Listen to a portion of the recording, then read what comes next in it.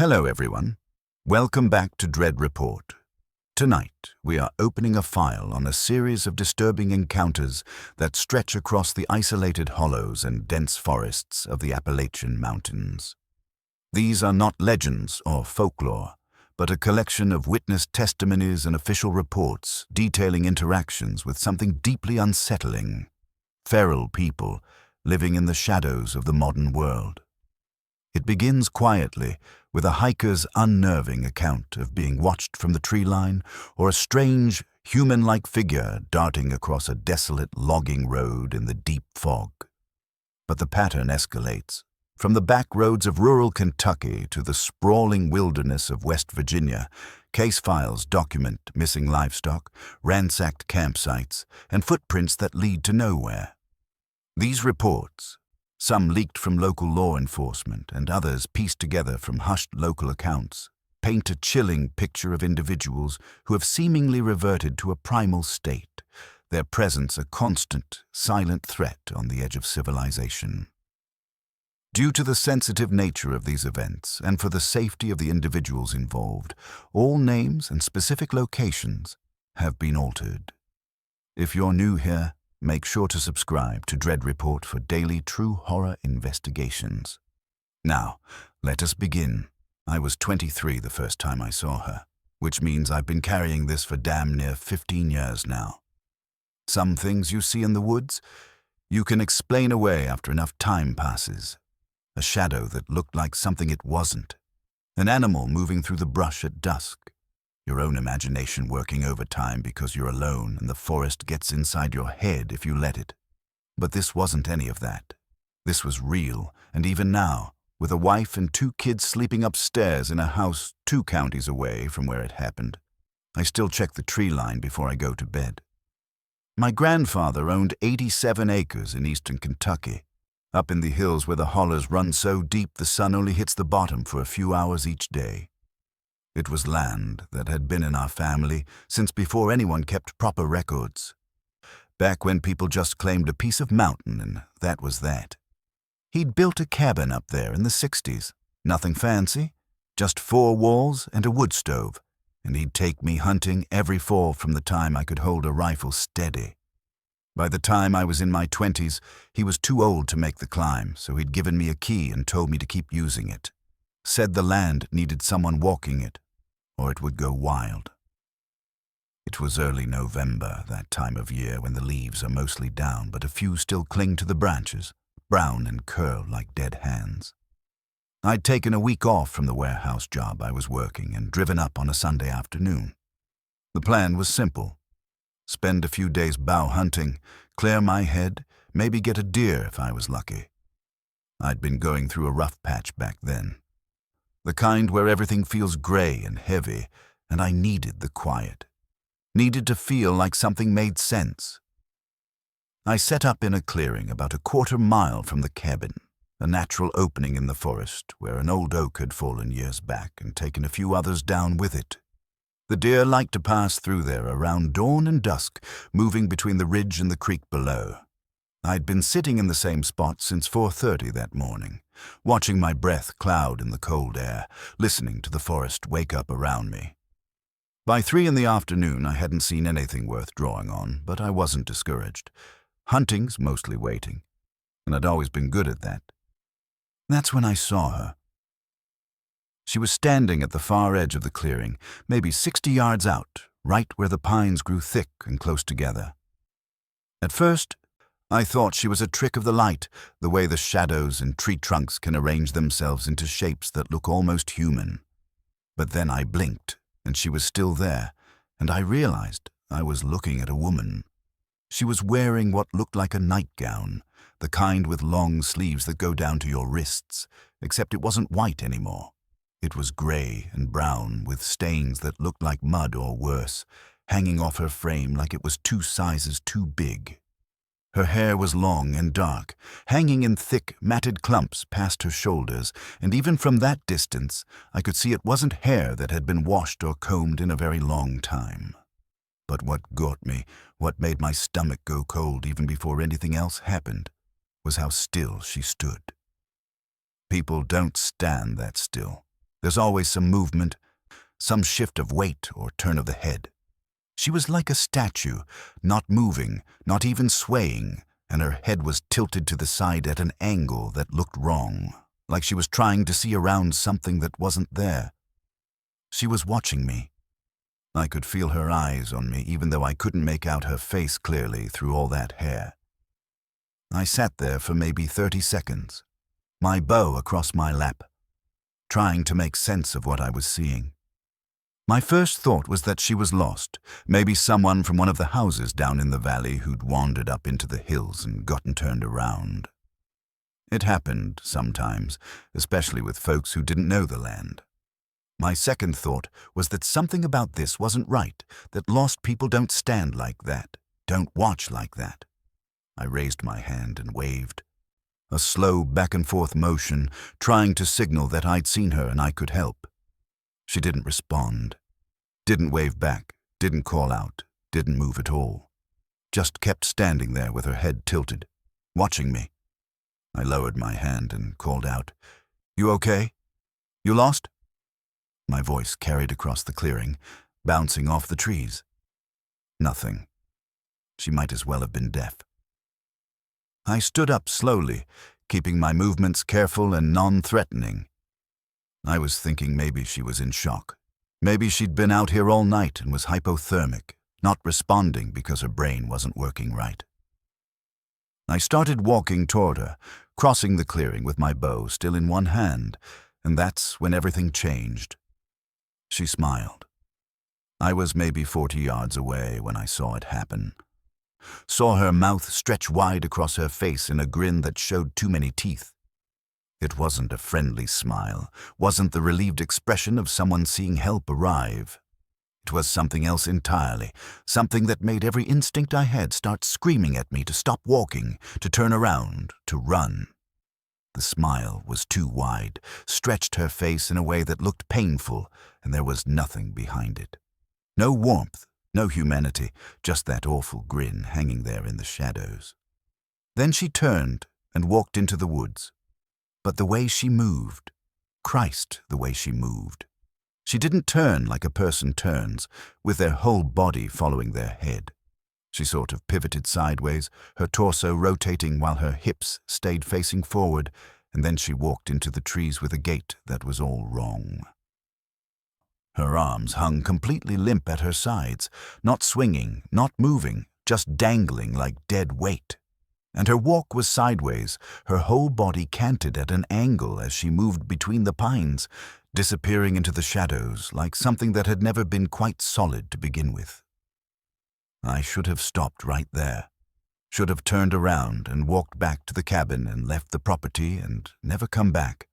But I was young and stupid, and some part of me still thought there had to be a rational explanation. So I followed.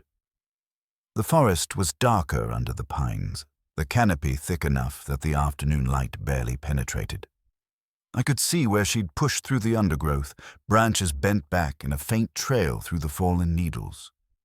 I moved slowly, watching where I put my feet. My bow raised even though I knew I wasn't going to shoot anyone. It was just instinct, some animal part of my brain telling me I needed to be ready. I'd gone maybe 20 yards when I found her tracks. They were in a patch of soft earth near a rotted log, clear as day. Bare feet, no shoes, the toes splayed out like she'd been walking on rough ground her whole life. But the stride was wrong, too long. A normal person walking, even a tall person, wouldn't have that much distance between steps. These were stretched out like she'd been taking huge steps, or like her legs were longer than they should have been. And there was something dark smeared on the ground around the prints. A rusty brown substance that could have been mud but didn't look like mud. It looked organic. It looked like dried blood. I crouched there, staring at those prints. And that's when I heard the laughing. It came from deeper in the forest, maybe 50 yards ahead, echoing between the trees in a way that made it hard to pinpoint exactly where it was coming from. But the sound itself, God, the sound. It was laughter, but it wasn't one voice. It was two voices laughing at the same time, overlapping but not quite in sync, One higher and one lower, both of them wrong in a way I can't properly describe. It sounded like someone had recorded a person laughing and then played it back at the wrong speed while someone else laughed along, and the two sounds had gotten tangled together into something that hurt to hear. I stood up fast, my heart hammering in my chest, and I did what I should have done the moment I saw her smile. I turned around and I walked away. Not running, because some part of me was afraid that if I ran, she'd chase me and I'd hear that awful sideways gait coming up behind me through the leaves. I walked fast, my eyes straight ahead, not looking back, my breath coming quick and shallow. The laughing followed me for a while, echoing through the trees, always seeming to come from just ahead and just behind at the same time. Then it stopped, and the silence that followed was somehow worse. I made it back to the clearing as the sun was starting to dip toward the ridge. The shadows were getting long, and the temperature was dropping fast. I gathered my gear with shaking hands and headed back to the cabin, and I didn't slow down until I had the door locked behind me and the wood stove going. I tried to rationalize it that night, told myself it had been a person, someone living rough in the woods, maybe mentally ill or on drugs, and my imagination had filled in the rest. The strange walk could have been an injury. The double voice laugh could have been an echo. The tracks could have been... I didn't know what the tracks could have been, but there had to be an explanation. But I knew I was lying to myself. The next morning, I packed up and left. Didn't even finish out my week. I told my grandfather the hunting had been slow and I needed to get back for work, and he accepted that with a nod. I don't think he believed me, but he didn't push. I didn't go back to that property for 2 years. When I finally did, I brought my cousin Jake with me, and we stayed close to the cabin, hunting the north section where the land opens up near the road. I never told him why I didn't want to go back to the clearing. Never told anyone really, until now. But I've done some research over the years, quietly, not wanting to seem crazy. Asked some of the old-timers in the area if they'd ever seen anything strange up in those hills. Most of them just shook their heads, but one old man must have been pushing 90. He gave me a look when I asked and said, "You see something, you leave it alone. Some things up there ain't meant to be bothered with." I asked him what he meant, and he told me there were stories, going back generations, about people who went into the deep woods and came back wrong, or didn't come back at all. He said there were places in the mountains where things lived that had been there long before we showed up, and they didn't appreciate visitors. I don't know if I believe in all that. Don't know if I believe in anything supernatural or otherworldly. But I know what I saw, and I know that it wasn't right, wasn't natural. My grandfather passed 3 years ago, and the land went to my father, who's never been much for hunting. It just sits there now, 87 acres of mountain forest that nobody uses. Sometimes I think about selling it, about putting it on the market and letting someone else deal with whatever's out there. But then I think about some family buying it, some couple with kids who want a cabin in the woods, and I imagine those kids playing at the edge of the clearing one afternoon when something walks out of the tree line wearing a stained nightgown. So the land sits empty, and I keep the key in a drawer in my office, and I don't go back. Don't hunt that section. Don't even drive past it if I can help it.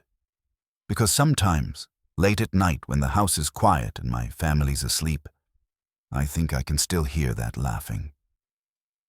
2 voices at once, wrong and tangled together, coming from somewhere deep in the trees, and I wonder if she's still out there, standing at the edge of the clearing with her head tilted at that awful angle, waiting for someone else to come along and wave at her, waiting to smile back. I haven't been fishing since that day on Panther Creek, and I don't think I ever will again. That was 8 years ago now, back when I was 26 and my cousin Danny was 28, and we thought we knew these mountains well enough to handle anything they threw at us. We'd grown up in these hills, spent every summer and fall tramping through the woods, camping by ourselves since we were teenagers. We weren't city people scared of the dark. We knew how to read the forest, knew what belonged and what didn't, or at least we thought we did. It was late September, that perfect time of year when the heat finally breaks and the leaves just start thinking about turning. Danny had gotten a weekend off from the mill where he was working, and I was between jobs, so we decided to head up to Panther Creek in western North Carolina for some trout fishing. Neither of us had been to that particular stretch of water before, but we'd heard good things from a guy Danny worked with. Said it was remote, barely anyone fished it, and the brookies ran thick if you knew where to look. He'd drawn us a rough map on a napkin, marked an old logging road that would get us close, told us to hike in from there. We left before dawn on a Saturday morning, drove Danny's truck up into the national forest on roads that got narrower and rougher the further we went.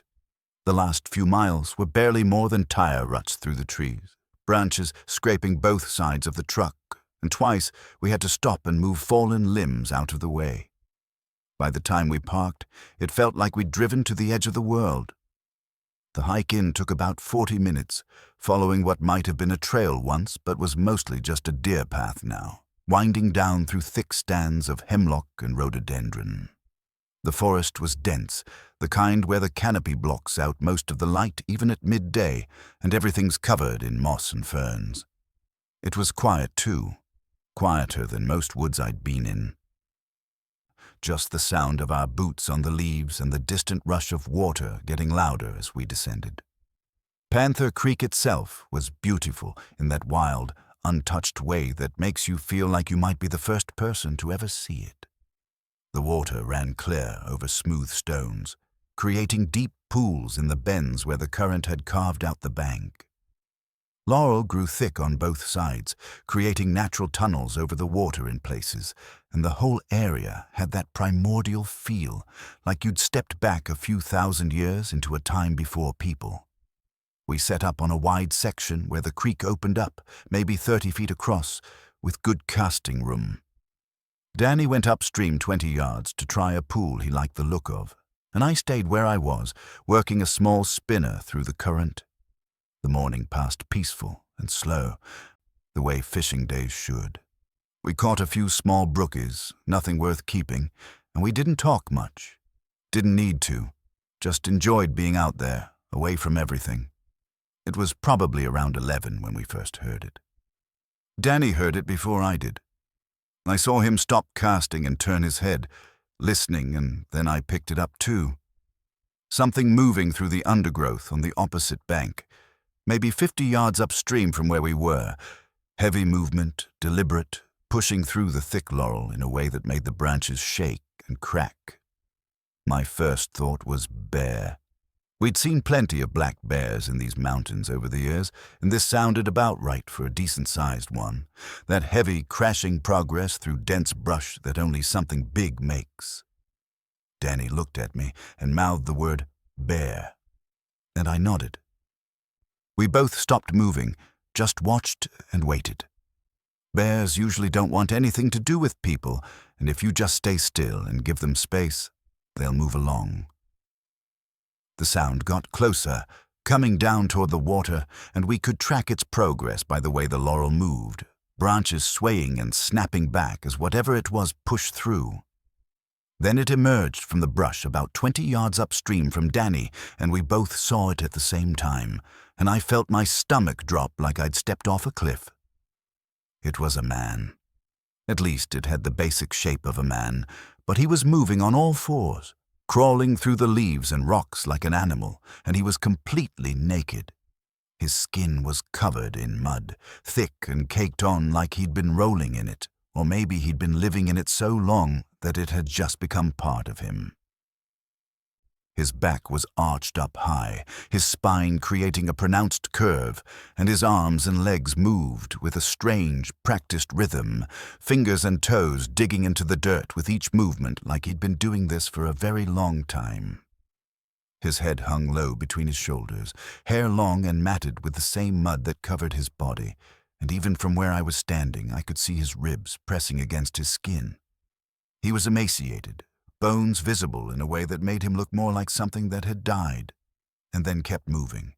But he was alive, absolutely alive, and moving with a purpose that was somehow more terrifying than if he'd been stumbling or lost. Danny and I both froze. Didn't move, didn't speak, barely breathed. We were watching something we weren't supposed to be seeing, witnessing something that felt fundamentally wrong, and some deep instinct told both of us that we needed to be very, very still. The man, I don't know what else to call him, reached the water's edge and stopped. For a moment, he just crouched there at the bank, his body coiled and tense, and I found myself hoping desperately that he'd drink and move on, that he hadn't noticed us. Then he lowered his head to the water, but he didn't cup his hands or kneel down properly. He just extended his neck and started lapping at the creek with his tongue. Like a dog or a deer, his whole body arched over the water. I could hear the sound of it from where I stood, the wet lapping noise carrying across the water, and something about that sound made my skin crawl worse than anything I'd seen so far. It was too animal. Too wrong coming from something that still had the basic shape of a human being. Danny was closer to him than I was. Maybe 15 feet, and I saw my cousin's hand move slowly toward his fishing knife, the one he kept on his belt. Danny's face was pale, his jaw clenched, and I could see he was calculating whether we could back away slowly, whether we could get out of here before this thing noticed we existed. We almost made it. I was taking my first careful step backward, moving in slow motion, trying not to make any sound, when my boot came down on a stick I hadn't seen. It snapped with a crack that sounded like a gunshot in the quiet forest, and everything stopped. The man's head snapped up from the water, and he looked directly at us. Not in our general direction, not scanning around trying to locate the source of the sound. He looked right at us, immediately, like he'd known exactly where we were the whole time and had just been waiting.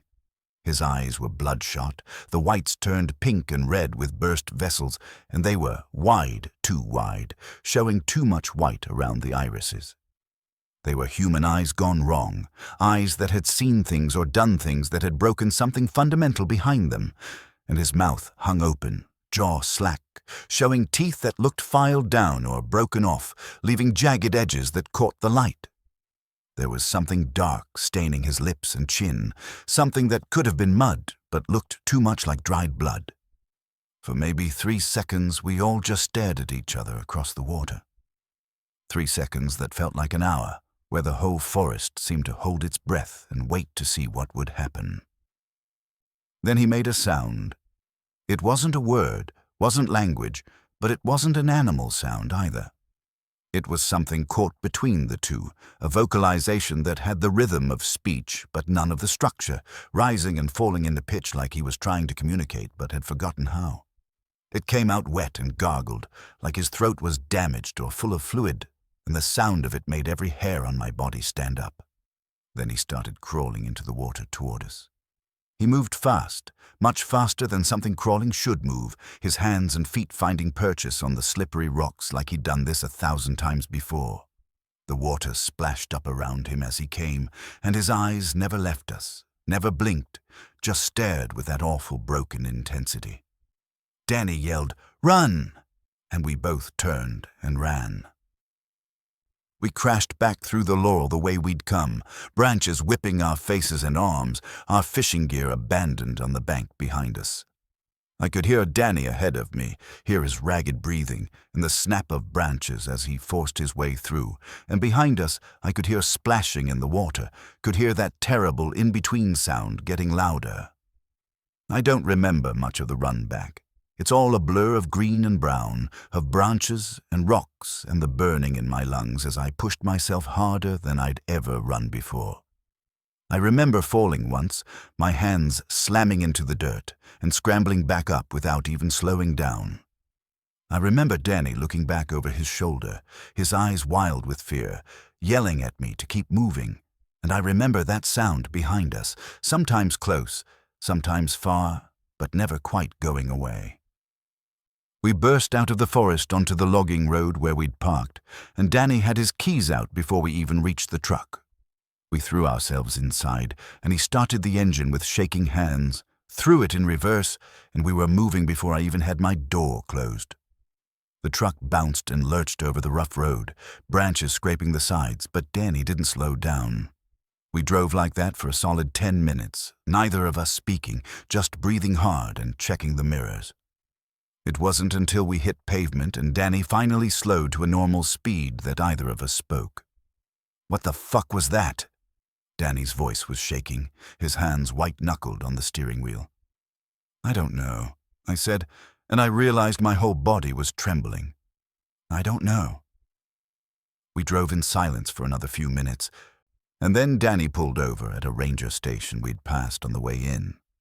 It was a small building, barely more than a shed, with a single truck parked outside. We went in and found an older ranger, maybe 60, sitting at a desk doing paperwork. He looked up when we came in, and something in our faces must have told him this wasn't a casual visit. He set down his pen and waited. Danny told him what we'd seen, stumbling over the words, trying to make it sound rational and failing. The naked man crawling on all fours. The way he'd moved. The sound he'd made.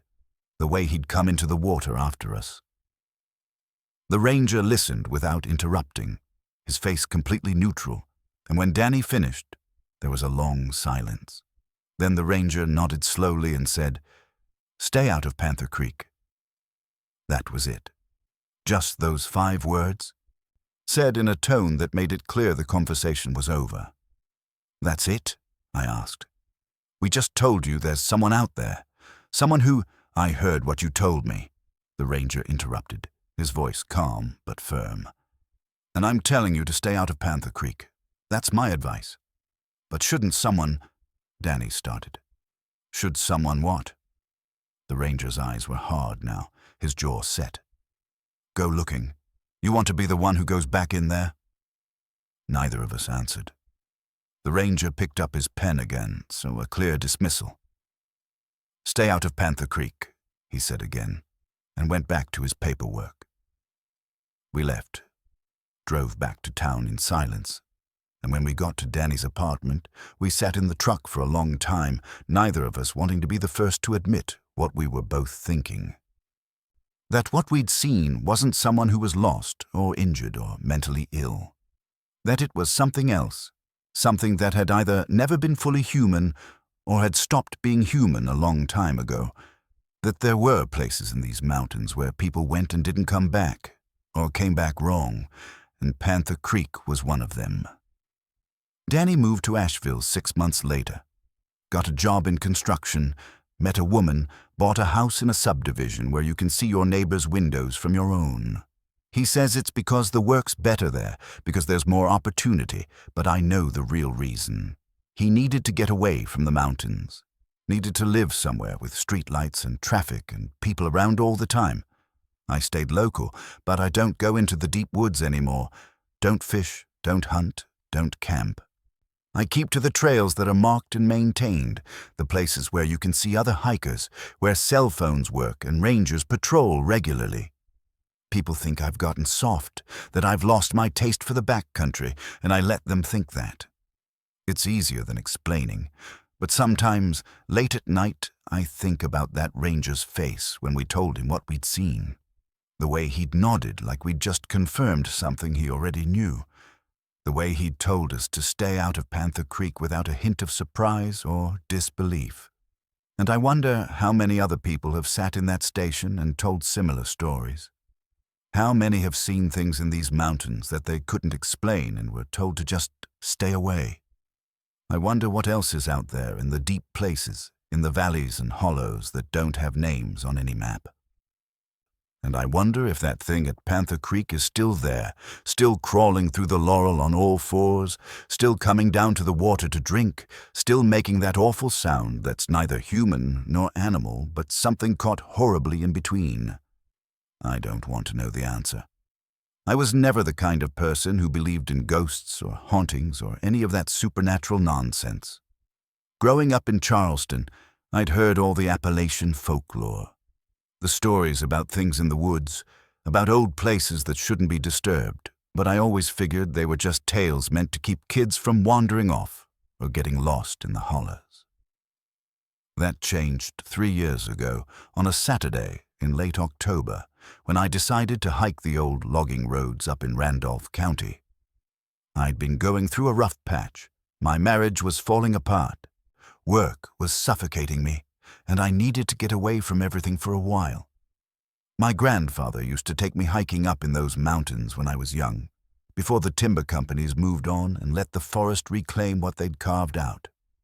I remembered the peace I'd felt up there as a kid, the way the world seemed simpler when it was just you and the trees and the sound of wind moving through the ridges. I thought maybe I could find some of that again. The day started out clear and cold, the kind of autumn morning where your breath hangs in the air and the sunlight comes through the trees at sharp angles. I parked my truck at an old access point off Route 219 and started walking. The logging roads were barely visible anymore, just faint traces of gravel and dirt underneath decades of leaf fall and new growth. I didn't have a real destination in mind. I just wanted to walk and think and be alone with my thoughts for a while.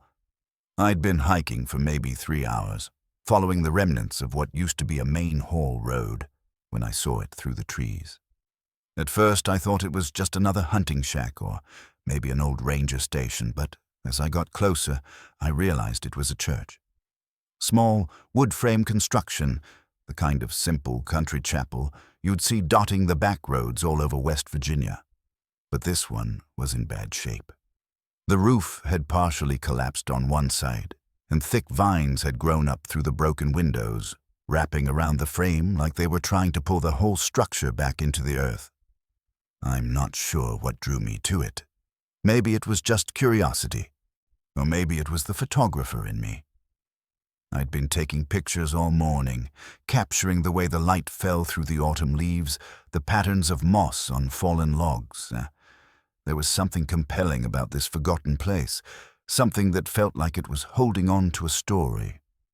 I walked up to the front steps, which groaned under my weight, and peered through the warped door. Inside was just darkness and debris, old pews scattered like broken teeth, the altar completely buried under fallen timber. I walked around the side, snapping photos of the way nature was reclaiming the building, how the wilderness doesn't forget. It just slowly, patiently, takes back what was always its own. That's when I heard it.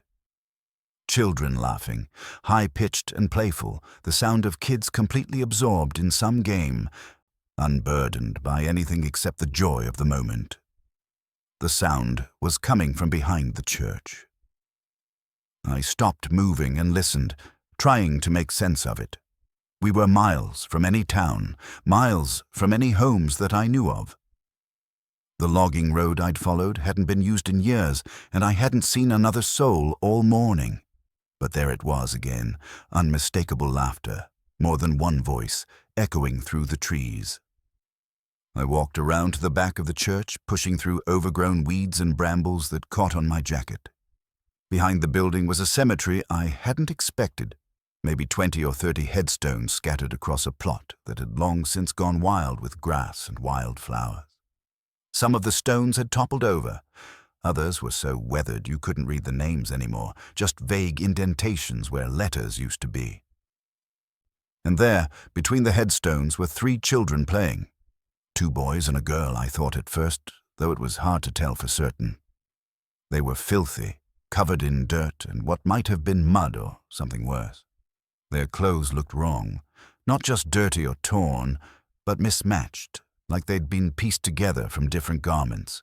A sleeve from one shirt stitched onto the body of another, pants that were too short paired with boots that were too big. The girl wore what looked like it might have once been a dress, but it had been patched so many times with different fabrics that it resembled a quilt more than clothing. Their hair was wild and matted, hanging in their faces in clumps. They were playing some kind of game, weaving between the headstones, chasing each other in a pattern I couldn't quite follow. There was something rhythmic about it, almost ritualistic, like they were following rules only they understood. My first thought was relief. Lost kids, I figured. Maybe from a family living rough in the woods or runaways from somewhere downhill. I'd heard stories about people living off-grid in these mountains, families who'd rather deal with the hardships of isolation than whatever they were running from in the world below. These kids needed help. "Hey," I called out, my voice carrying across the cemetery. "Are you okay? Do you need help?"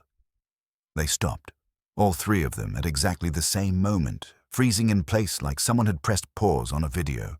Then, moving with the same perfect synchronization, they turned to face me. That's when I felt it for the first time. Not fear exactly, but something close to it. A wrongness that settled into my chest like cold water. Their faces were blank, completely, unsettlingly blank. No surprise at seeing a stranger, no fear or confusion or wariness, just empty expressions, staring at me with eyes that seemed to look through me rather than at me. I tried again, forcing my voice to stay calm and friendly. "My name's David.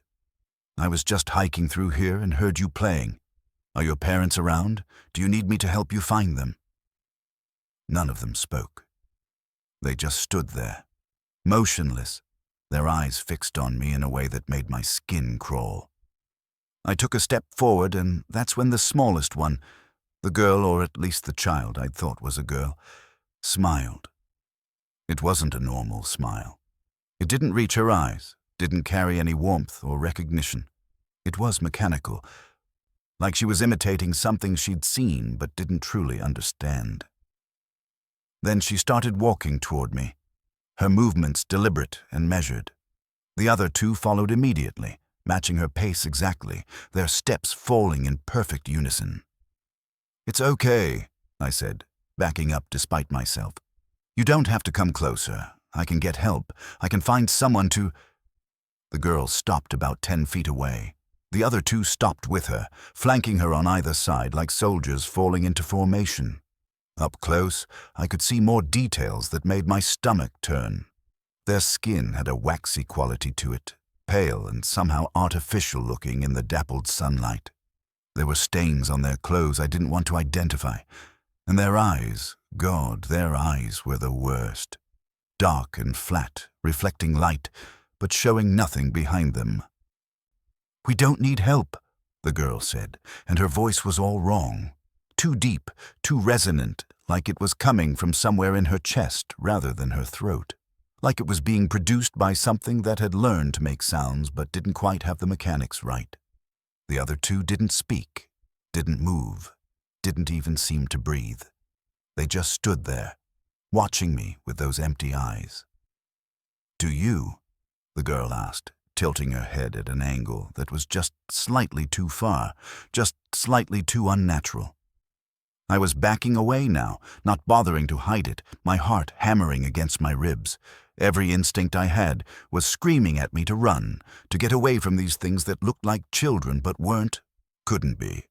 My foot caught on something, a root or a rock, and I stumbled, nearly falling. The three of them took a step forward in perfect synchronization. "I need to go," I said, my voice cracking. I'm going to get help. For you, I'll send someone back." "Nobody comes back," one of the boys said, his voice just as wrong as the girl's, just as hollow and deep. I turned and ran. I crashed through the brush around the church, not caring about the branches that whipped my face or the thorns that tore at my clothes. I could hear them behind me, not running, but walking, their footsteps crunching through the dead leaves with that same measured, deliberate pace. I didn't look back. I couldn't look back. I just ran until my lungs burned and my legs felt like they would give out, following the old logging road back toward where I'd left my truck.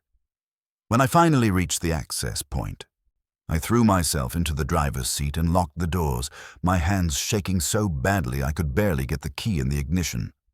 I sat there for a long time, engine running, heater blasting, trying to convince myself that what I'd seen was real, that I hadn't imagined it or misinterpreted something innocent into something terrible. But I knew what I'd seen, and I knew I had to report it. The sheriff's office in Elkins was quiet when I walked in that afternoon. The deputy at the desk looked bored until I started talking, until I told him about the children and the church and the cemetery. He called the sheriff out from the back, a heavy-set man in his 60s with gray hair and tired eyes that had probably seen more than their share of strange things come down from the mountains. I told him everything, about the church, about the kids, about the way they'd moved and spoken. He listened without interrupting, his expression neutral, though I saw something flicker across his face when I described their clothes and their voices. When I finished, he asked me to show him on a map exactly where I'd been. I traced the route I'd taken, marked the spot where I'd found the church as best I could remember. He studied it for a long moment, then looked up at me with something in his eyes that might have been pity or might have been fear. "That's up off the old Burner Road access," he said quietly, "near the Cass Creek drainage." "Yes," I said. "That's right. So you can send someone up there to check on those kids?" He shook his head slowly. "Son, there hasn't been a church up in that area for a long time. There was one back in the 70s and 80s. Little Baptist church that served the families working the timber, but it burned down in 87. Electrical fire. Took the whole building." I felt my mouth go dry. "That's impossible. I saw it. I took pictures." I fumbled for my phone, pulled up the photos I'd taken. But when I scrolled through them, my hands started shaking again. The shots of the trees were there, the logging road, the moss-covered logs. But where the church should have been, where I knew I'd taken at least a dozen photos, there was nothing. Just trees, just forest. 3 people died in that fire, the sheriff continued, his voice soft. The pastor and his 2 sons. They lived in a room attached to the back of the church. By the time anyone noticed the smoke, it was too late. He paused, studying my face. The pastor had a daughter too. She wasn't there that night. She was staying with her grandmother down in Marlinton. Little girl, maybe 6 or 7 years old at the time. The cold water feeling in my chest spread through my whole body. "Nobody's seen her in years," he said. "After the fire, after what happened, her grandmother passed away and she just disappeared into the foster system, I suppose. Last I heard, she never left the county. Some folks say she still comes back to where the church used to be. Say she's looking for her family." "But there were 3 of them," I whispered. 3 children. The sheriff's eyes held mine for a long moment. "Were there?" he asked quietly. "Or did you see what she wanted you to see? What she remembers?" I left without saying anything else. What could I say?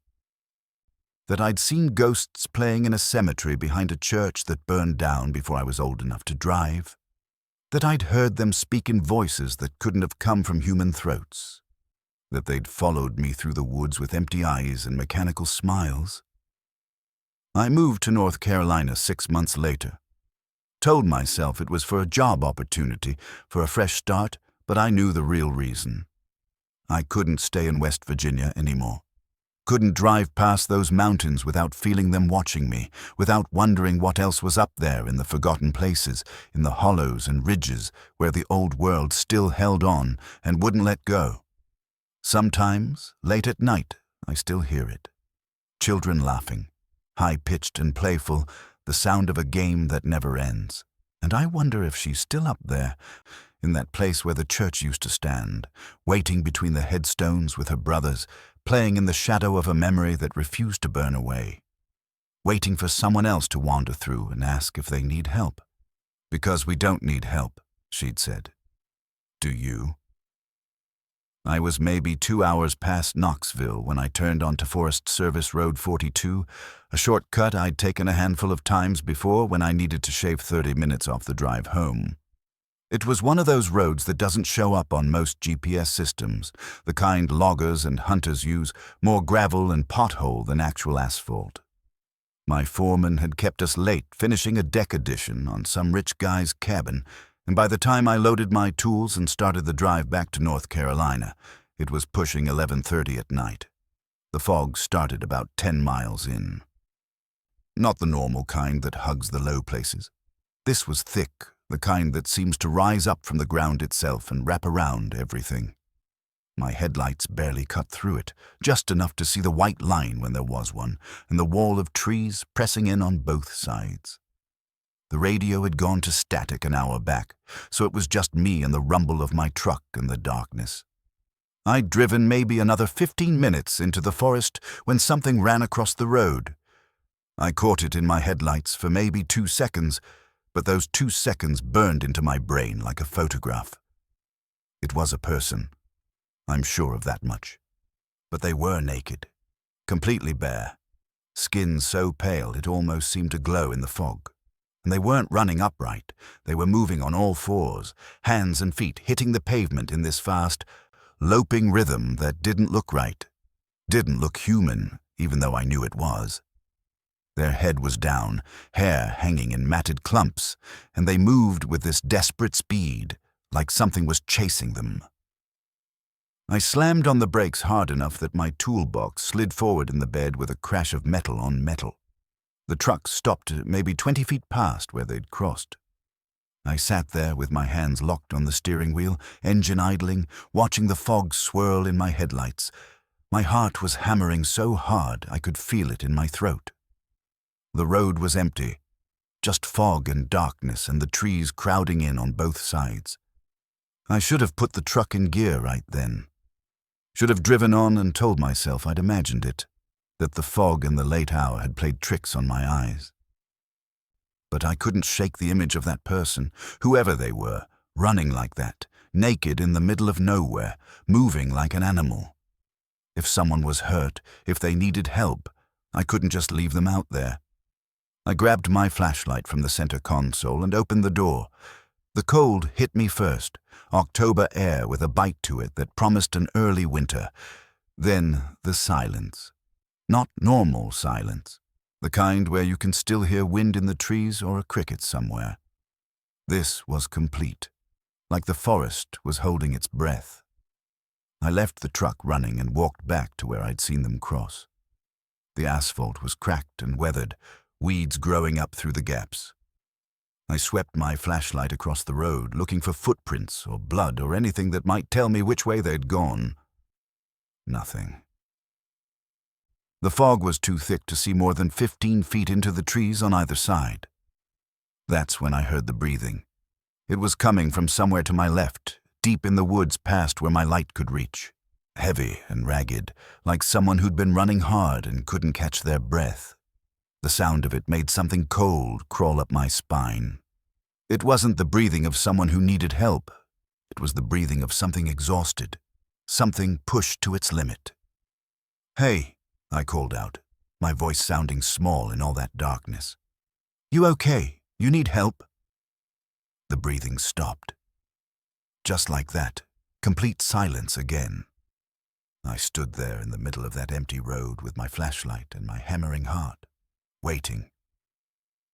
The fog drifted between the trees in slow coils. I could smell pine and damp earth and something else underneath it, something sour and wrong that I couldn't place. "I'm not going to hurt you," I said, softer this time. "If you're lost or hurt, I can help. I've got a truck right here." That's when I heard the footsteps. They were fast and light, not like boots or shoes, more like bare feet on dead leaves. And they were moving in a circle around me, staying just beyond the reach of my flashlight.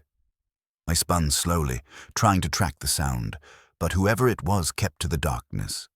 They'd move from my left to behind me to my right, never stopping, never slowing down, just circling like a predator. The fear that hit me then wasn't rational. It was something deeper, something that lives in the base of your skull and remembers when humans weren't at the top of the food chain. Every instinct I had was screaming at me to run, to get back in the truck, to get the hell out of there. I backed toward my truck, keeping the flashlight moving, trying to see what was out there. The footsteps matched my pace, still circling, always just out of sight. I could hear breathing again now. No, multiple sources of breathing, more than one set of lungs pulling air in and out in that same ragged rhythm. My hand found the door handle, and I yanked it open, practically falling into the driver's seat. I slammed the door and hit the lock button, my hands shaking so bad I could barely hold the flashlight. The footsteps stopped. The breathing stopped. Everything stopped.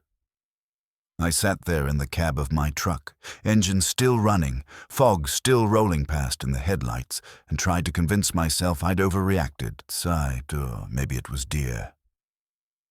Maybe it was hikers who were as spooked as I was. Maybe. I looked in my rearview mirror. 2 figures were standing in the middle of the road behind me. They were pale, thin to the point of skeletal, completely naked. They stood upright now, not on all fours like the one I'd seen running, but there was something wrong about the way they held themselves. Their arms hung too loose, their heads tilted at angles that made my stomach turn. Even from 30 feet away, I could see they were watching me. Not moving, not speaking, just standing there in the fog and watching. I couldn't see their faces clearly, just the vague shape of them, but I didn't need to. I could feel their eyes on me, cold and calculating and utterly without mercy. My hand found the gear shift and I put the truck in drive. I didn't floor it. Some part of my brain was still working, still telling me that losing control on this road would be worse than whatever was behind me. But I drove, faster than I should have, taking the curves too sharp, feeling the truck slide on patches of gravel. I couldn't stop looking in the rearview mirror. They were still there, still standing in exactly the same spot, not following, not running after me. Just standing, watching. As I put distance between us, they got smaller and smaller, 2 pale shapes in the red glow of my taillights. The fog rolled between us, thick and slow, until finally they disappeared completely. I drove for another hour before I hit a paved road. Another hour after that before I saw lights from a gas station. I pulled in and sat in the parking lot under the fluorescent lights, my hands still gripping the wheel, and tried to make sense of what I'd seen. Part of me wanted to call the police, to report what I'd found out there, but what would I tell them? That I saw someone running on all fours, that there were naked people standing in the fog. It sounded insane even to me, and I'd been there. And besides, there was something about the way those figures had watched me that made me think involving anyone else would be a mistake. This was something you walked away from and tried to forget. I stopped at a diner outside Asheville and drank coffee until the sun came up. The waitress asked if I was okay, and I lied and said I was just tired from work. She gave me a sympathetic smile and refilled my cup, and I sat there watching the morning light spread across the parking lot and tried to feel safe again. It's been 8 months now. I still make that drive for work sometimes, but I take the highway, even though it adds time. I tell myself it's because the truck ride is smoother, easier on my tools. But that's a lie, and I know it. Sometimes, late at night when I'm lying in bed, I think about that person I saw in my headlights. The one running on all fours like something was chasing them, and I wonder if they got away from whatever it was, or if they became one of those pale figures standing in the fog, watching. I wonder if they were trying to warn me, or lure me in. I wonder what would have happened if I'd stayed on that road a little longer, if I'd gotten out of the truck a little slower, if I'd let my curiosity override my fear for just a few more seconds. But mostly, I try not to think about it at all. I try not to remember the sound of those footsteps circling in the darkness, or the way those figures stood so perfectly still in the road behind me. I try not to think about the fact that there are places in these mountains where the old rules don't apply, where things live that we don't have names for. I haven't driven Forest Service Road 42 since that night. I don't plan to ever again. But sometimes, when I'm driving after dark and the fog starts to roll in, I catch myself checking the rearview mirror, looking for pale figures standing in the road, watching, waiting, and every time I drive a little faster toward the light. I was 23 when I decided to hike a section of the Appalachian Trail through Virginia. It was late October, and most of the other hikers had already packed it in for the season. I wanted the solitude, wanted to be away from people and phones and the noise that had been filling up my head since my brother died that summer. The trail seemed like the kind of place where you could be alone with your thoughts, where the quiet might actually mean something. I'd been hiking for 3 days when I found the hollow. It wasn't marked on any of my maps, just a deep bowl of land tucked between 2 ridges, thick with old-growth trees that blocked out most of the dying light. The trail didn't go through it. I had to climb down off the main path, following what looked like an old game trail that switchbacked through laurel thickets and loose shale. I don't know why I went down there. Something about the way the land fell away made me curious, made me think it might be a good place to camp where I wouldn't see another soul. The bottom of the hollow was darker than it should have been, even with the sun still an hour from setting. The trees grew dense and twisted, their branches tangled overhead like arthritic fingers. There was a small clearing near the center, just big enough for my tent, with a ring of stones that suggested someone else had camped there before. The ground was soft with decades of leaf litter, and when I walked across it, my boots sank down an inch or 2 with each step, making hardly any sound at all. I set up camp quickly, working in the fading light. The temperature was dropping fast, the way it does in the mountains when autumn starts turning toward winter. I built a small fire in the stone ring and heated up some dehydrated soup, eating it straight from the pot while I watched the sky disappear above the treetops. By the time I finished eating, it was full dark, the kind of darkness that feels heavy and complete. My fire was the only light in the world. I've always liked being alone in the woods. There's something honest about it, something that strips away all the pretense of normal life. Out there, you're just an animal trying to stay warm and fed, just another thing moving through the trees. But that night, sitting in that hollow, I felt something different. Not peace, not the usual comfort of solitude. Just a creeping sense that the darkness around me was paying attention. I put out my fire earlier than I normally would have. I told myself it was because I was tired, because I wanted to get an early start in the morning. But really, I think I didn't like the way the firelight made the trees look like they were leaning in. Didn't like how the shadows moved at the edge of the clearing when nothing was there to cast them. I crawled into my tent and zipped it shut, lying in my sleeping bag with my headlamp on, reading the same page of a paperback 3 times without processing a single word. I turned off the light around 10 o'clock and lay there in the darkness, listening. The hollow was quiet in a way that felt wrong. No wind moving through the leaves, no animals rustling in the underbrush, no distant sounds of the forest settling in for the night. Just silence, thick and waiting. I don't know what time it was when the screaming started. Late enough that I'd fallen into a shallow, restless sleep. The sound jolted me awake so hard my head hit the tent pole, and for a few seconds I couldn't place what I was hearing. Then my brain caught up, and I realized it was a woman screaming like someone was killing her. It wasn't a short scream, not someone startled or hurt. It was continuous, raw and ragged, the kind of sound that tears up your throat on the way out. It echoed through the hollow, bouncing off the ridges on either side, making it impossible to tell exactly where it was coming from, but it was close. Maybe 100 yards away, maybe less. I fumbled for my headlamp with shaking hands, clicking it on and grabbing my knife from where I'd left it next to my sleeping bag.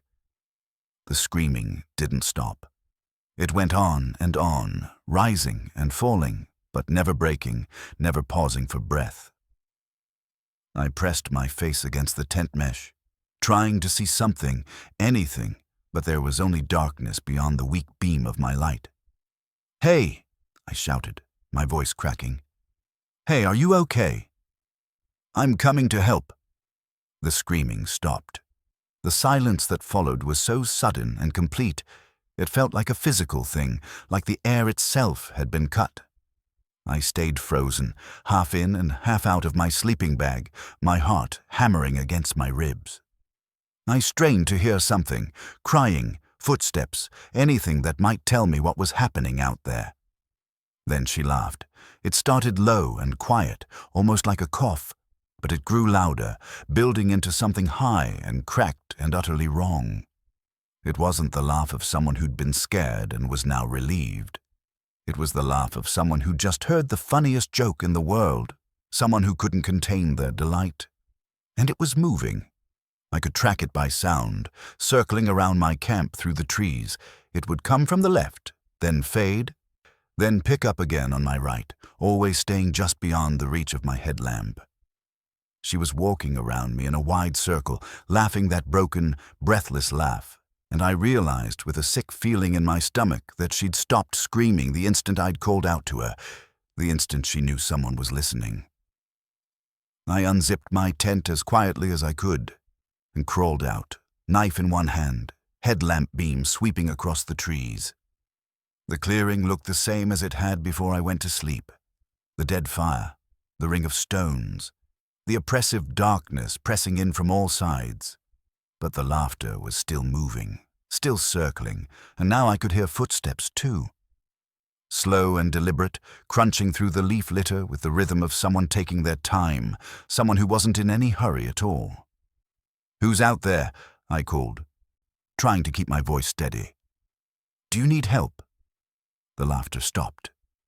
The footsteps stopped. For maybe 10 seconds, there was nothing. Then they started again, the footsteps, coming straight toward me now. Not running, not rushing, just walking with that same slow, measured pace. I spun around, trying to find the source, my headlamp beam jerking across the trees, but I couldn't see anything beyond the immediate circle of light. The darkness swallowed everything else. I backed toward my tent, suddenly very aware of how exposed I was standing in the open. Whatever was out there, it knew where I was. It had known since the moment I'd shouted, and now it was coming closer.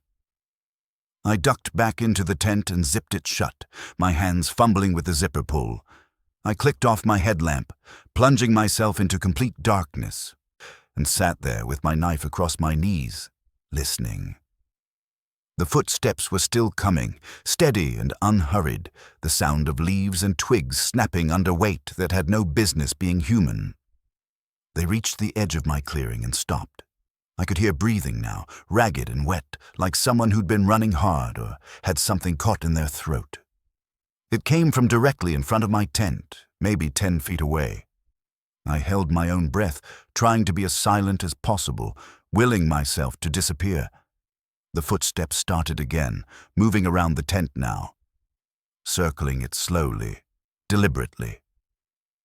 I turned my head to follow the sound, picturing something, walking around and around, studying my tent from every angle. The breathing never stopped, that awful wet rattle like there was fluid in the lungs or blood in the mouth. Then the footsteps stopped right outside the door, and I saw the shadow. My tent was dark gray, and even without a moon or my headlamp, there was just enough ambient light for me to make out the basic shape of it. But now there was a shadow pressed against the fabric, darker than the darkness around it. Hunched and wrong-shaped, too tall at the shoulders and too short in the legs, like something crouching or bent in a way bodies aren't meant to bend. "I know you're in there," she whispered. Her voice was right up against the tent wall, so close I could feel the vibration of it through the fabric. It was hoarse and broken, like she'd been screaming for hours, like she'd been screaming for days. I didn't move, I didn't breathe. I sat there with my knife gripped so hard my hand ached, watching that shadow, telling myself that if the tent opened I would react, I would fight, I would do something, but I couldn't move. "I heard you calling," she whispered, and there was something almost playful in her voice, something childlike and horrible. "You said you'd help. Don't you want to help me?" The shadow shifted, and I heard her fingernails, if they were fingernails, scratching against the tent fabric, slow and deliberate, making a sound like sandpaper on wood. She dragged them from the door down to the ground, then back up again, over and over. "Come out," she whispered. "Come out and help me. I'm hurt. I need help. Please." I wanted to tell her to go away. I wanted to scream at her to leave me alone. But some instinct, some animal part of my brain, told me that speaking would be a mistake. that acknowledging her would be the worst thing I could possibly do. So I sat in the darkness, watching that shadow, listening to those fingernails scratch, and I didn't make a sound. She stayed there for what felt like hours. Sometimes she would whisper things, fragments of sentences that didn't quite make sense. Sometimes she would laugh, that awful broken laugh. Sometimes she would just breathe, that wet rattle filling the hollow like the sound of the forest drowning. And sometimes, in the stretches of silence, I could hear other sounds farther away in the trees, footsteps that weren't quite right, movements that were too quick or too slow, like there were others out there watching, waiting. The shadow finally moved away, just before dawn. I heard her footsteps retreating, heading back into the trees, and then there was nothing but silence again. I waited until I could see the first gray light of morning filtering through the tent before I unzipped the door, half expecting to find her standing there waiting for me. The clearing was empty. My cold fire sat undisturbed in its ring of stones. The trees stood silent and still, but when I looked at the ground in front of my tent, I saw the marks. They were deep gouges in the leaf litter, long parallel scratches that ran from the door down to the ground and back up again, over and over, exactly as I'd heard. But they were too wide to be fingernails, too deep to be made by human hands. And when I crouched down to look closer, I saw something else, dark stains on the leaves around the marks, dried and brown in the early light. I didn't pack up my tent. I just grabbed my bag and started climbing out of that hollow, scrambling up the loose shale, not caring about the noise I made or the switchbacks I was supposed to follow. I climbed until I hit the main trail, and then I kept walking, not stopping until I reached a road crossing 6 miles later where I hitched a ride into the nearest town. I told the sheriff what happened. He listened with the patient expression of someone who'd heard too many stories from spooked hikers, and then he told me that Hollow had a reputation. People camped there sometimes, against local advice. Most of them left the next morning like I did, telling stories about screaming women and shadows and things that walked wrong in the darkness. A few of them never came back out at all. He suggested I not go back. Said these mountains had their own ways, their own rules, and sometimes it was best just to accept that there were places people weren't meant to be. I think about her sometimes, that woman in the hollow. I wonder if she was ever human, or if she was something else wearing the shape of human sounds, playing with human words the way a child plays with toys. I wonder if she's still down there, waiting in that deep bowl of darkness between the ridges, calling for help in that broken voice, listening for someone to answer. And I wonder, sometimes late at night when I can't sleep, what would have happened if I'd unzipped that tent, if I'd gone out to help her like I'd said I would. I wonder what I would have found standing there in the darkness, hunched and wrong-shaped, waiting with that wet rattle in its throat. I don't hike alone anymore, and I've never gone back to Virginia. I never believed in the things people whispered about in the Smokies. My wife Sarah and I had been coming to these mountains for years, always staying in some tucked-away rental where the cell service died, and the nights got so quiet you could hear your own pulse. That's what we wanted for our 10th anniversary. Just us, the woods, and nothing else. The cabin we found online looked perfect.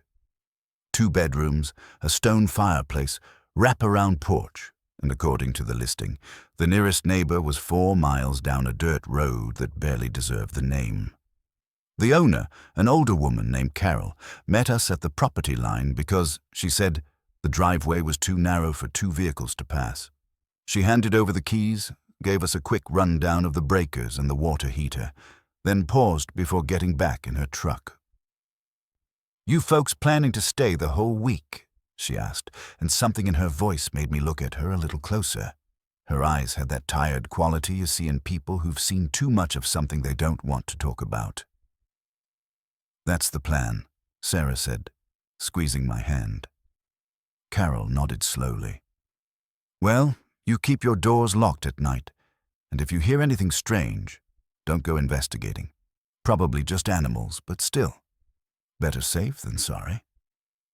We thanked her and watched her truck disappear down the mountain. Sarah laughed it off as mountain folk being dramatic, and I agreed, though I couldn't shake the way Carol's hands had gripped the steering wheel, knuckles white as she'd driven away. The first 2 nights were everything we'd hoped for. We hiked during the day, cooked simple meals on the gas stove, and spent the evenings on the porch with cheap wine and a blanket, watching the fireflies drift through the trees like tiny spirits. The cabin had that perfect old wood smell, and the silence was so complete it felt like a physical presence. Sarah kept saying she could feel the stress leaving her body, and I believed it. I felt it too. By the second night, we were sleeping deeper than we had in months, wrapped around each other in the big bed with its handmade quilt and soft pillows. The third night started the same way. We'd eaten steaks I'd grilled on the porch, finished a bottle of red wine, and fallen asleep around 11 with the windows cracked to let in the cool mountain air. The bedroom was on the ground floor facing the woods, and we'd kept the curtains open because there was no one around for miles to see in. I remember Sarah's breathing, slow and steady next to me, and the way the moonlight cut across the floorboards in silver strips. I woke up needing to piss, which wasn't unusual. I'm pushing 40 and my bladder isn't what it used to be. I rolled out of bed carefully, trying not to wake Sarah, and padded toward the bathroom in my boxers. I was maybe 3 steps from the bed when I glanced at the window and my entire body went cold. There was a face pressed against the glass. Not just looking in, pressed against it, nose and forehead flattened, leaving smears on the pane. Pale skin, so pale it almost glowed in the moonlight, streaked with what looked like dirt or mud. But it was the eyes that froze me in place. They were wide, unblinking, staring directly at me with an intensity that felt like a physical touch. I couldn't tell if it was a man or a woman. The features were too distorted by being pressed against the glass, too alien in their stillness. I don't remember making the decision to move. I just found myself shouting and lunging toward the window, my voice cracking with a fear I hadn't felt since childhood. The face vanished instantly, pulling back into the darkness so fast it left me doubting I'd seen it at all. Sarah bolted upright in bed, gasping, and I was already grabbing my jeans from the chair, yanking them on with shaking hands. "What's wrong? What happened?" Her voice was high and frightened. Someone was at the window. Someone was looking in. I found my pistol in the nightstand drawer. I always travel with it, something my father taught me, and checked the magazine with trembling fingers. "Stay here. Lock the door behind me. Don't go out there." But I was already moving, my heart hammering so hard I could feel it in my throat. I went through the cabin, turning on every light I passed, and stepped out the front door into the night. The porch boards were cold under my bare feet. I swept the pistol and my phone's flashlight across the yard, the trees, the shadows that seemed to pulse and move in ways that made my skin crawl. The woods were never truly silent. There were always insects, nightbirds, the rustle of small animals, but in that moment, everything had gone quiet, like the forest itself was holding its breath. I moved around to the bedroom window, my light cutting through the darkness in jerky arcs. Nothing. No one. The ground beneath the window was mostly bare dirt and pine needles, and I crouched down, studying it for footprints, drag marks, anything. There was nothing, not a single sign that anyone had been there. The window was about 5 feet off the ground, meaning someone would have had to stand on something or be tall enough to press their face against it the way I'd seen. I searched the area for a stump or crate. Found nothing. I must have been out there for 20 minutes, circling the cabin, checking every window, every shadow, before I finally went back inside. Sarah had gotten out of bed and was standing in the living room with a kitchen knife, her face pale and drawn. When she saw me, she dropped the knife on the coffee table and threw her arms around me, and I could feel her shaking. "Did you see anyone?" "No, nothing." "I don't understand." "I saw it, Sarah." I saw someone's face right there in the window. Maybe it was a dream. You were half asleep. I was awake. I know what I saw. But even as I said it, doubt was creeping in. Maybe I had been dreaming. Maybe the wine and the isolation and the darkness had played tricks on my mind. We sat on the couch for a while, wrapped in blankets, and eventually convinced ourselves it had been nothing. A weird dream, a shadow, something explainable.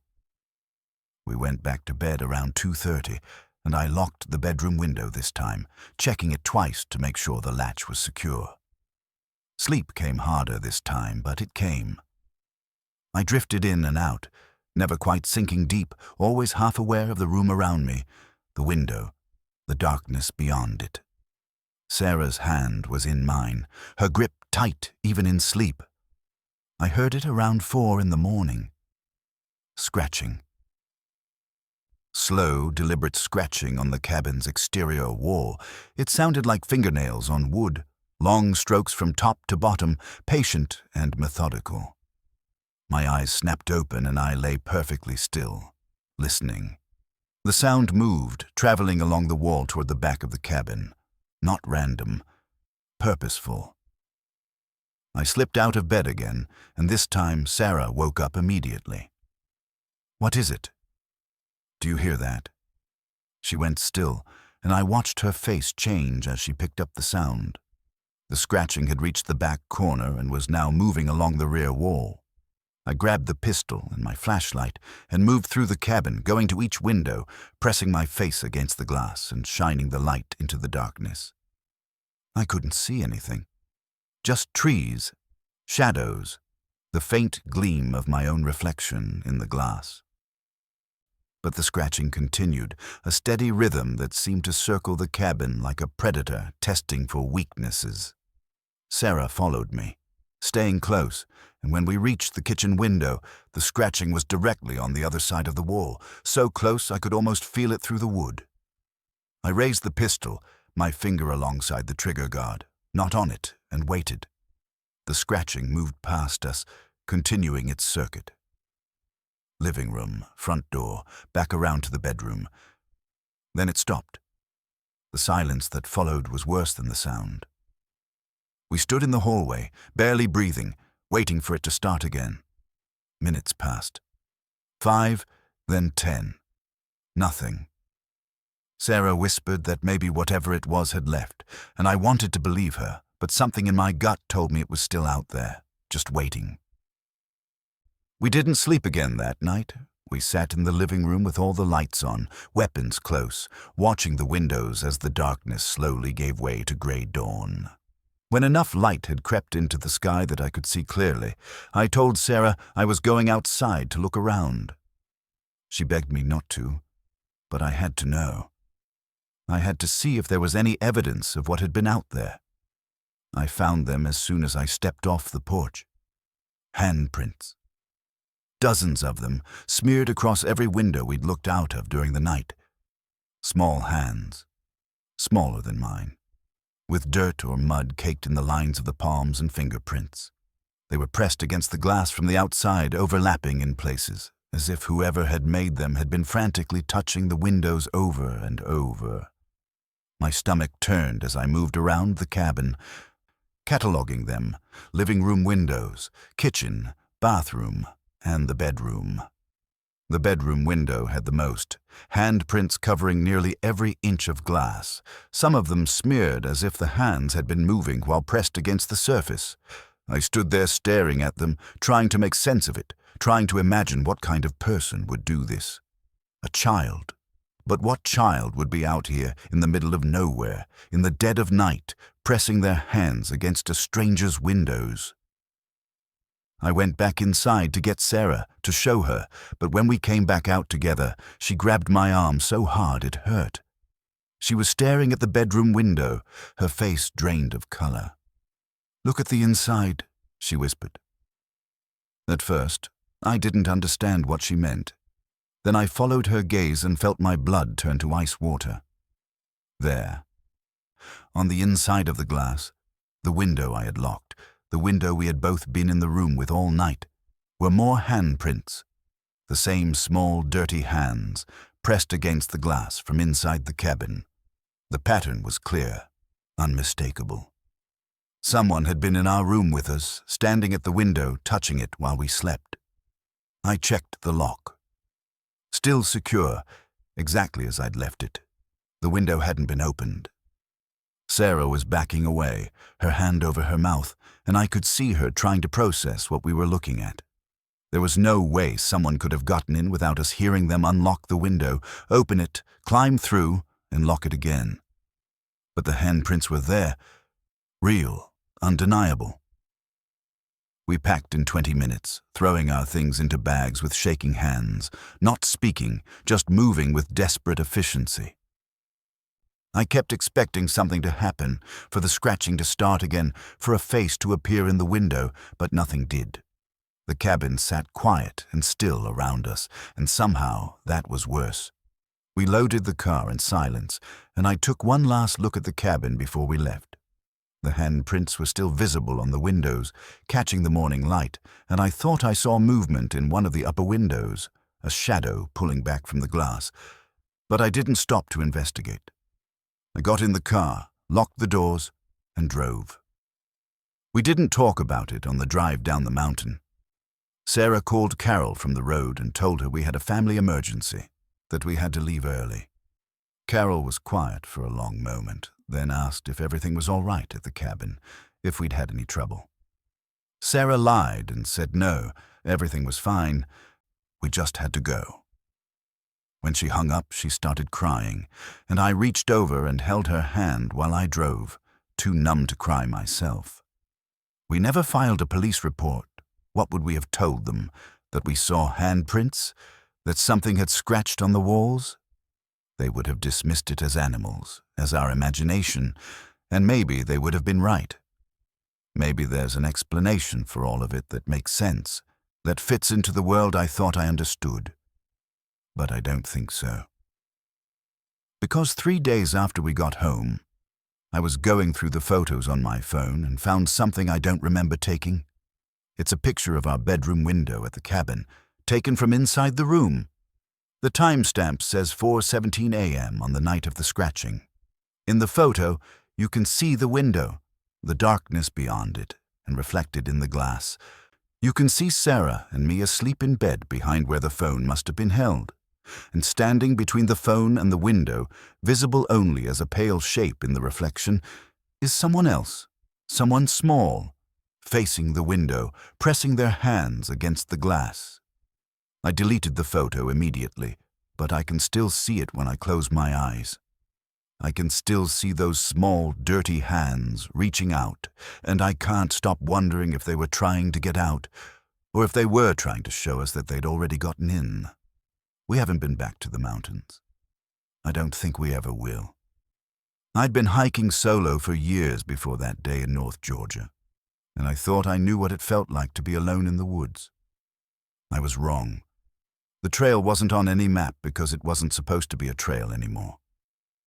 I found it by accident 3 weeks earlier while bushwhacking off the Appalachian trail, looking for a better view of the valley. It was old. You could tell by the way the path had been worn down over decades, maybe longer, into a shallow trench through the forest floor. But it was also abandoned. No maintenance, no blazes, no signs. Just this faint scar through the trees that called to me in a way I can't quite explain. I told myself I was documenting it, taking photos, marking waypoints on my GPS, being responsible. But really, I just wanted to see where it went.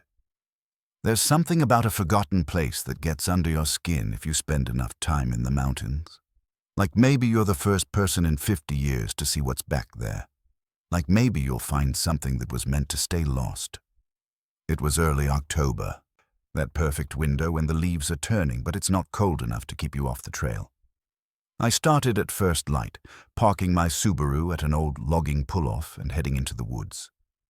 The morning was clear and still, the kind of quiet you only get deep in the back country. No birds, no wind. Just the sound of my boots on dead leaves and my own breathing. The first 2 miles were easy.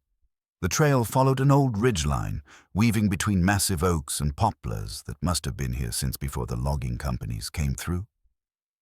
I saw deer sign, some wild turkey scratchings, the normal stuff. I was feeling good, strong, like I owned the place. That's when the feeling started.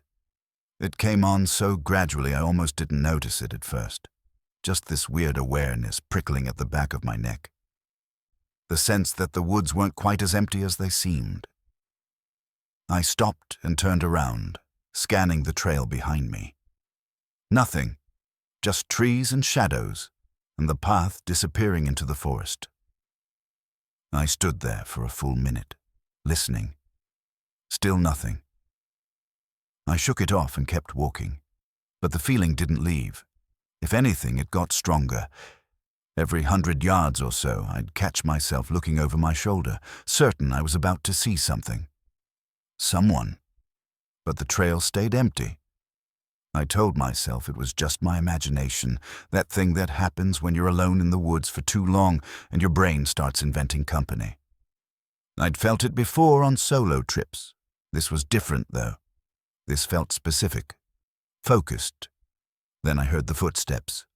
At first I thought it was an echo, my own steps bouncing back off the trees in some weird acoustic trick.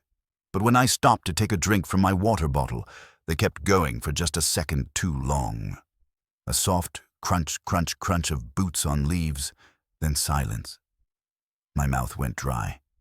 I screwed the cap back on my bottle and started walking again, faster this time. The footsteps came back, matching my pace exactly. Speed up, they speed up. Slow down, they slow down. Stop, they stop. I tried to convince myself it was another hiker. Maybe someone else had found this trail, was following behind me, didn't want to startle me by calling out. That happens sometimes in the backcountry. People get weird about breaking the silence. But this far off the main trails, on a path that wasn't even on the maps. And why wouldn't they just catch up? Pass me, say hello. I kept walking. The trail had started to descend now, dropping off the ridgeline into a hollow thick with rhododendron and mountain laurel. The canopy closed in overhead, turning the morning light green and murky. The footsteps behind me never wavered, always the same distance back, always matching my rhythm. I could feel sweat starting to soak through my shirt, even though it wasn't hot. My hands were shaking. Finally, I couldn't take it anymore. I spun around fast, pulling out my phone to use the camera to document whatever was back there. For a second, I saw nothing but the empty trail, and I felt stupid, paranoid. Then my eyes adjusted to the shadows.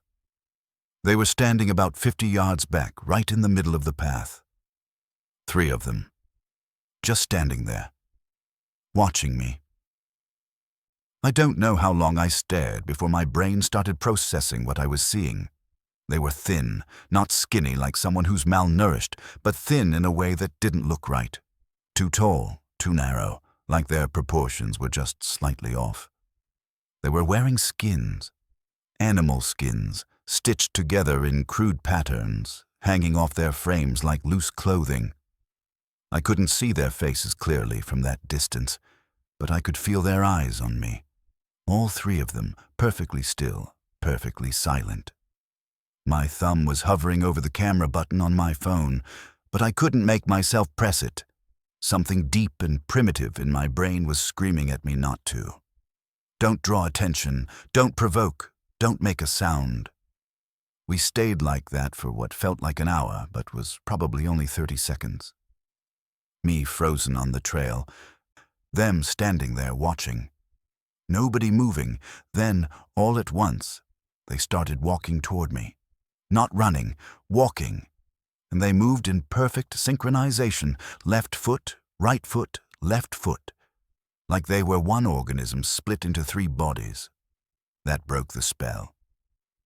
I turned and ran. I didn't care about the trail anymore, didn't care about my GPS waypoints or my documentation or finding my way back. I just crashed through the underbrush, branches whipping my face, roots trying to trip me. I could hear them behind me now, footsteps moving fast through the leaves, steady and relentless. But there was no shouting, no heavy breathing, no sound of branches breaking. Just the footsteps, quick and light and getting closer. I don't know how long I ran. Time does weird things when you're in full panic mode. Could have been 5 minutes. Could have been 20. My lungs were burning, my legs were cramping, and I kept thinking I was going to trip and fall, and that would be it. They'd be on me. Whatever they were, whatever they wanted, they'd have me. Then I saw sunlight through the trees ahead. Not the dappled green light of the forest canopy, but real sunlight, bright and clean. A road. I put everything I had left into a final sprint, burst through a wall of honeysuckle, and stumbled out onto cracked asphalt. I collapsed on the shoulder, gasping, my vision swimming with black spots. When I could finally breathe again, I looked back at the tree line. They were there. All 3 of them standing just inside the forest, barely visible in the shadows under the trees. Still watching me. I could see them better now in the clearer light, and I wished I couldn't. Their faces were wrong. Not deformed exactly, but wrong. Too long, too narrow, with eyes that caught the light like an animal's. The skins they wore were old. Some had fur still attached. Others were just dried leather, all of it stitched together with what looked like sinew or plant fiber. I scrambled to my feet, ready to run again, but they didn't move. They just stood there at the edge of the woods, like there was an invisible line they wouldn't cross. The road. They weren't going to follow me onto the road. I backed away slowly, never taking my eyes off them until I found my car about a quarter-mile down. My hands were shaking so bad I could barely get the keys in the ignition. When I finally got the engine started and looked back one more time, they were gone. Just empty forest where they'd been standing. I drove straight home. Didn't stop for gas or food or anything. Locked all my doors. Sat in my living room with the lights on until sunrise. I kept telling myself I'd imagined it, that I'd gotten turned around and dehydrated, and my brain had conjured the whole thing. But I had scratches all over my arms and face from the underbrush. My clothes were torn, and when I finally worked up the courage to check my GPS, I saw the track 3.5 miles into the woods before it just stops. Right where I left the trail and started running. I've tried to find that trail again. Not to hike it, God no, but to mark it somehow, warn people. But I can't find the logging pull-off. I've driven that road 6 times now, and I swear it's not there anymore. The turnoff just doesn't exist. I even pulled up satellite imagery online, zoomed in on where I thought it should be. Just unbroken forest. Sometimes late at night I wonder if they're still out there, walking that forgotten trail, waiting for the next person who goes looking for places that were meant to stay lost. And sometimes, when I'm lying in bed in the dark, I swear I can hear them. Footsteps in the quiet, matching my breathing, getting closer. I don't hike alone anymore. I don't hike at all, really. Can't shake the feeling that if I go back into those woods, any woods, they'll be there. Just out of sight. Just far enough back that I can't quite see them. Walking in perfect lockstep, waiting for me to get far enough from the road, waiting for me to cross back over that invisible line. I've been doing this for years now. Urban exploration, abandoned places, forgotten corners of America where nobody goes anymore. I document it all, post it online. Get my views. It's a living. But what happened in that mine in eastern Kentucky? That was the last time I ever went underground. I'd heard about the place from another explorer, guy named Marcus, who worked the Rust Belt mostly. He said a buddy of his had found references to an old coal operation near Harlan County, sealed up in the 60s after some kind of accident. No details, just that they'd closed it fast and never reopened it. The state had no records of it beyond a land survey from 1962. That's the kind of place that gets my attention, the forgotten ones, the ones people want to stay forgotten. I drove out there on a Tuesday in late October. The leaves were already down and the mountains looked skeletal against the gray sky. I followed old logging roads until they gave out, then hiked the last 2 miles on foot with my pack. My GPS kept losing signal. The deeper I went into those hills, the quieter it got. No birds, no wind, just the sound of my boots on dead leaves and my own breathing. I almost walked right past it. The entrance was overgrown with briars and honeysuckle, set into the side of a hollow where a creek used to run.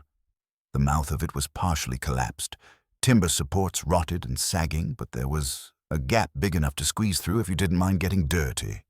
I could feel cold air coming out of it, that deep earth smell of limestone and stagnant water.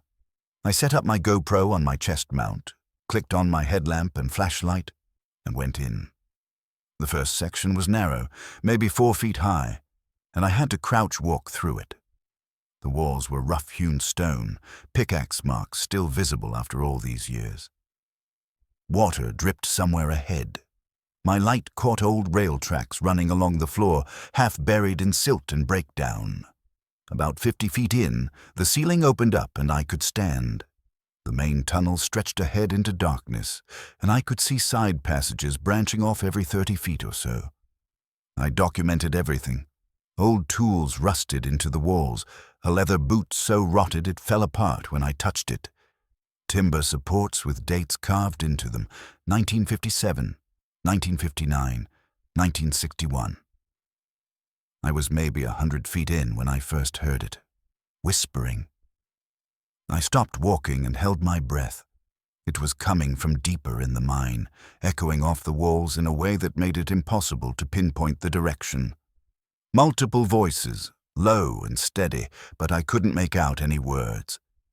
Just the rhythm of it, like a conversation happening just out of earshot. "Hello," I called out. My voice bounced back to me, flattened and strange. "Anyone else down here?" The whispering stopped immediately. The silence that followed was total, suffocating. I stood there in the cone of my flashlight beam, listening. Water dripped. Something settled in the darkness with a soft creak of old wood. Then I heard it. Footsteps. Running footsteps, bare feet slapping against stone, coming from somewhere ahead of me in the tunnel system. Fast and getting faster. Multiple sets of them, echoing and overlapping until I couldn't tell how many there were. They were coming toward me.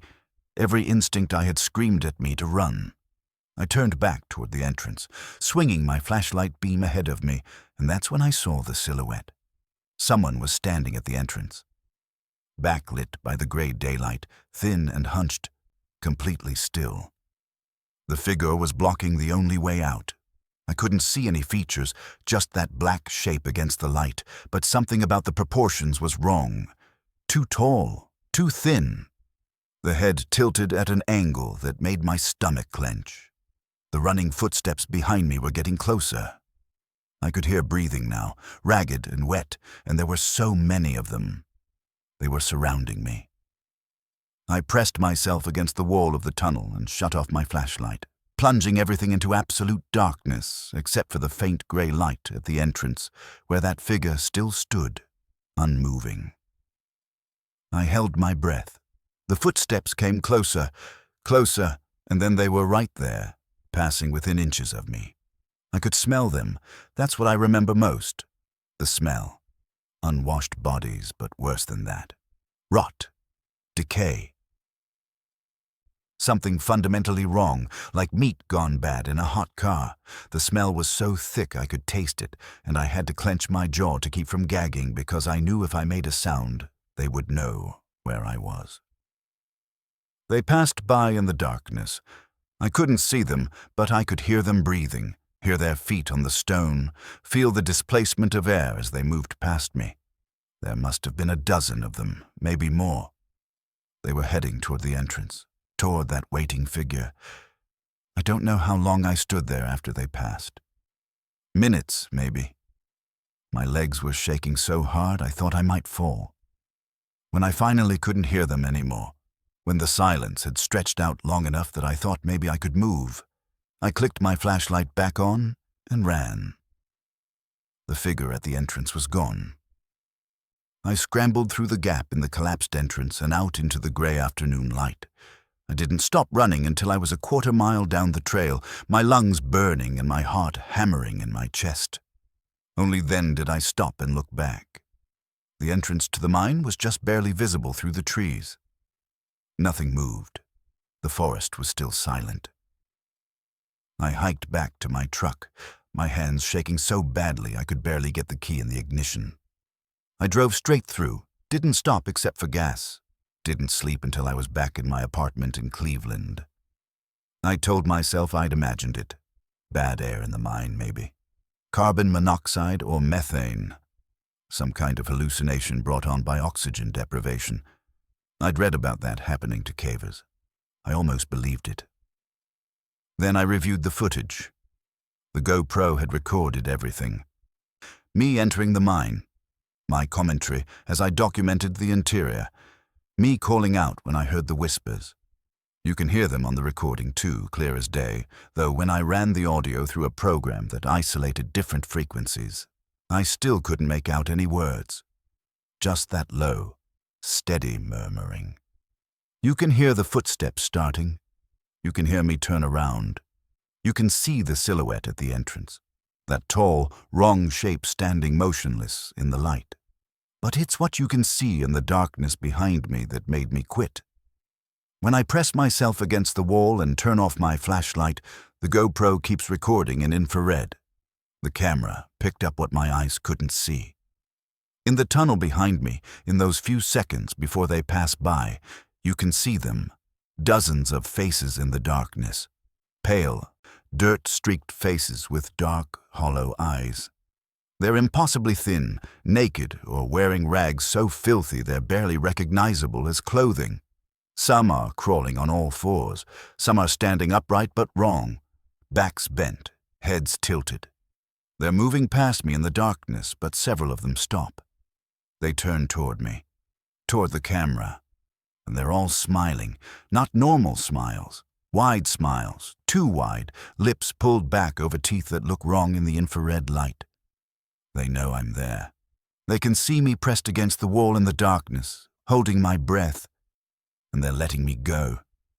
The footage runs for another 37 seconds while I stand there, frozen. In the background, you can see more of them. Further back in the tunnel, standing in the side passages, in the darkness beyond the range of the infrared. Just standing there, watching. The count keeps going up the longer I look at the footage. I've frozen it frame by frame. I've counted at least 40 of them that I can make out clearly. And there are more in the deeper darkness that I can't quite see. Shapes, suggestions of movement, and in every frame where they're visible, they're all facing the camera. All facing me, all smiling. I never posted the footage. I deleted my channel. I told people I was done exploring, that I'd found a real job, that I was getting too old for crawling through abandoned buildings. But the truth is, I can't do it anymore. I can't go into dark places. I can't explore anywhere I might get trapped, anywhere there's only one way out. Because I keep wondering about that mine, about who those people were, or what they were, how long they'd been down there, what they were doing in the darkness, why they let me go. And I keep thinking about that smell, like rot, like decay, like something that should be dead but isn't. I still have the footage saved on a hard drive in my closet. Sometimes, late at night when I can't sleep, I think about watching it again, looking at those faces in the darkness, counting them one more time. But I never do, because every time I think about it, I remember something else. Something I didn't notice until the third or fourth time I reviewed the recording. In the very last frame before I run, in the deep background of the tunnel, you can see them start to move again, start to follow me out. And at the entrance, that silhouette, when I get close enough that the gray daylight illuminates my face, you can see it clearly for just one frame. It's smiling too.